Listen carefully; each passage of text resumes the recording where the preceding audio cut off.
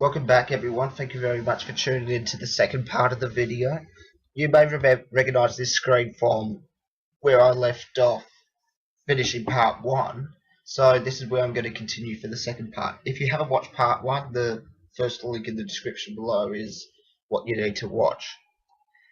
Performance is insane, especially compared to my iPod Touch 2nd generation.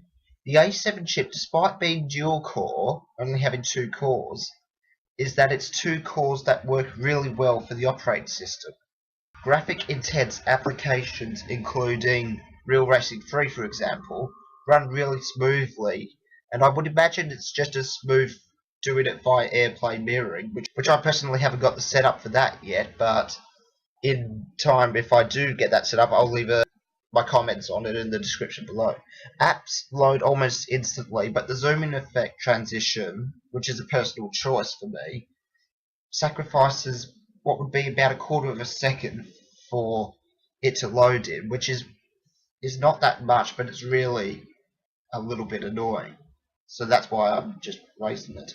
Quad-core graphics in the iPhone 5s is a welcome addition, and I hope many games will take advantage of this in the future, such as Infinity Blade 3, which already has. Battery life is good for a smartphone, but compared to the Nokia phone I owned before I owned this iPhone 5s, it is terrible. I used to update my iPod Touch 2G as frequent as I do my iPhone 5s now, so I find it almost a slight step forward because I don't need to charge 2 separate devices, I just need to charge the one. My Nokia phone used to give me about a week's of standby usage, but since I now have a smartphone, I use it a lot more than I did for my Nokia, which is probably why the battery drains on it so fast. If I have it off charge at 9 AM at 100%, so I charge it overnight, and use it during a normal day, with it mainly being connected to Wi-Fi with cellular turned off, when I'm at home watching YouTube videos, browsing the internet, probably spending a couple of hours on the device, maybe play a game or two, probably have one phone call, I get it down to about 30% at the end of the day. The best I could get out of the device was 1.5 days of light usage, so I personally wish that my phone's battery would last at least 2 days of heavy usage. Then I would say it is a great battery, but until then they definitely need to improve the battery in the iPhone. As far as I've heard, the battery in the iPad's really good. They just need to improve it in the iPhone.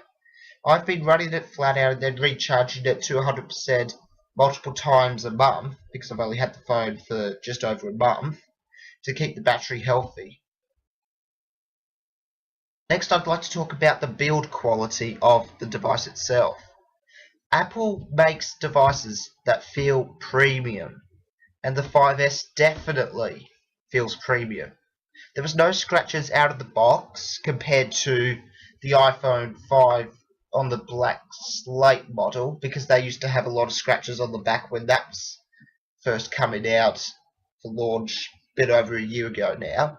Despite me putting a clear case on it that exposes everything on the top, including the sleep wake button, everything on the bottom, including the headphone jack, microphone, lightning connector and speaker, and on the left side with the toggle switch and the volume up and down controls, my biggest concern was that it would scratch really easily based on the material that it's made out of, but just looking at it now while I'm doing this video, that's next to non-existent. I can't see a single scratch anywhere on the device itself, so that's made me more happy and more trustworthy in the device itself. Everything feels flush on top of the device, that is before I put a screen protector on it, because that's what I do, so I don't scratch it. But especially the Touch ID sensor, which the old home button used to curve inwards, but it's now, for the Touch ID sensor, more of a flat disc on top, because it's a sapphire crystal lens cover, so it's flush with everything on top of the device, and I really like the feel of it. All of the included accessories in the box were of a high standard. I love the earpods, and they fit my ears perfectly. I also love the large media control buttons on the AirPods itself, not just because they're large, but the fact that they're there because the said headset that came with my iPod, which was the Apple earphones prior to the AirPods, didn't even have media controls on it, so that speaks for itself. I love the compact design of the wall adapter, but I keep worrying that I'm going to lose it because it's that small, but then again it's good for travelling and all that because it's very small, but chance of losing it. Hopefully, I won't lose it. The Lightning adapter is a lot smaller than I thought it would be because it's the first Apple device I've owned with a Lightning adapter required to use it. But it's great because it will be future-proof in regards to Apple making devices thinner and being a tiny pin, which is 1 millimeter thick, which I've personally measured. The iPhone 5S is 7.6 millimeters thin, so need I say more? Finally, I just want to talk about the ecosystem and the software itself that comes with the iPhone 5S itself. iOS 7 is really great for a mobile operating system, but it is by no means perfect in terms of completeness. I'm not going to have time to go through all of this on the screen, but you can happily pause it and read through some of the stuff, but I'll just highlight a few of the important ones.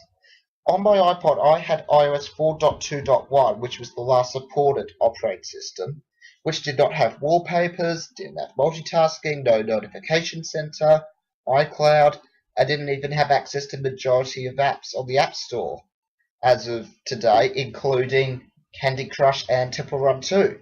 The fact I had to get used to all of those and all of the changes in iOS 7, I found the transition really easy.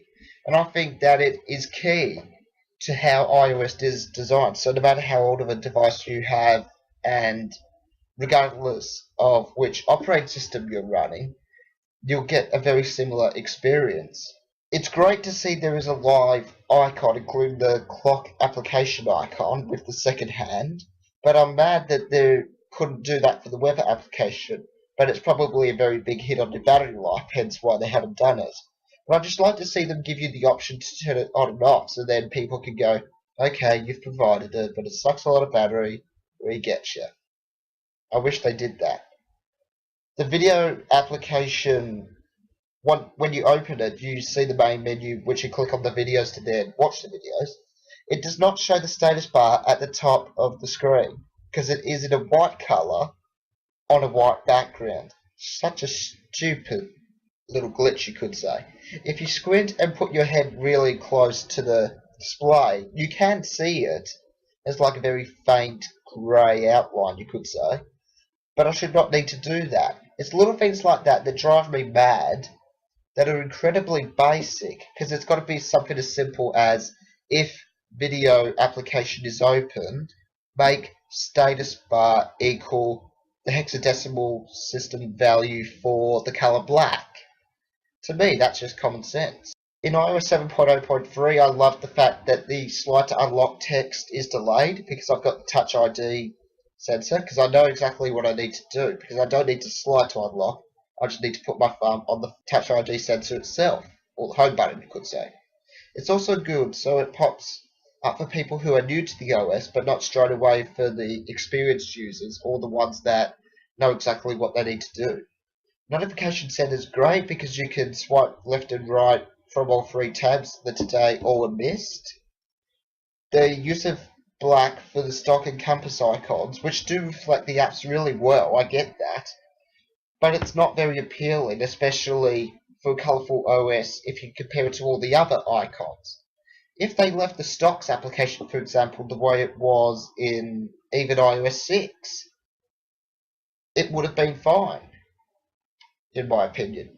And I also love the swipe into previous page feature that is system-wide, and even in some third-party apps, by swiping your finger from left to right side of the screen to go back. So if you're in a playlist in the music app, and you've got your now playing screen in the music app itself, you can slide your finger from left to right from the edges of the screen to get back to the playlist itself, which I really, really do like.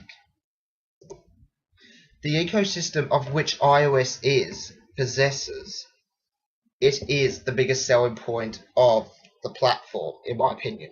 There's great apps out there like Infinity Blade 1 to 3 and Real Racing 1 to 3, which as far as I am aware, aren't available on all or many platforms out there to date, especially Infinity Blade. Great apps from Apple that are not compulsory to have on the device, including podcasts, remote, especially remote, and Find My iPhone are all really nice additions. Seamless integration with iTunes over Wi-Fi or via the Lightning to USB cable was really great. AirPlay to Apple TV is a selling point if you watch a lot of movies and TV shows, even though I don't have it. And if I get this set up in the future, I'll leave a comment on it below. Easy integration for downloading and updating apps. Pick up and play designed operating system. And all of the integrated apps are really great, but wish a few of the icons were tweaked slightly in iOS 8, presumably, to blend in with the other ones better. So the scores, the final scores for each of the categories are inputs, 1.5 out of 2. Outputs, 1.5. Build quality, 2 out of 2. And ecosystem and software, a 2. Which gives this a grand total of 7 out of 8.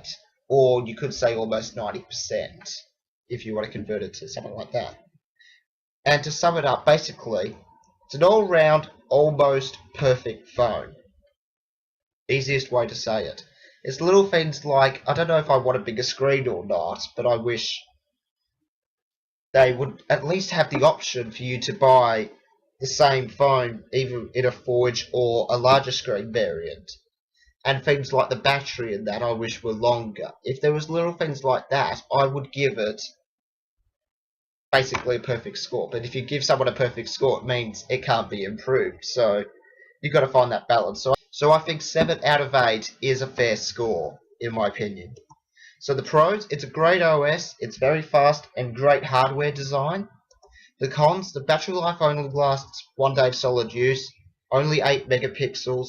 Would like to see offline option for Siri and provide the option to have a larger display with the same internals as each other. So for the iPhone 6 they have 2 variations, one with a bigger screen, one with a 4-inch screen.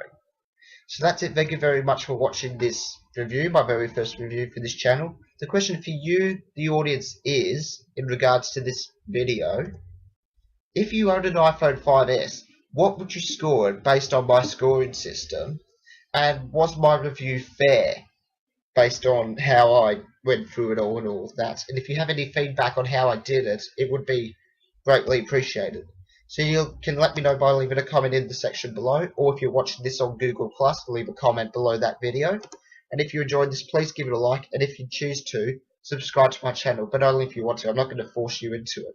But if you enjoy the video and you like it and subscribe, it's greatly appreciated. So thank you very much for watching, and until next time, I will catch you later.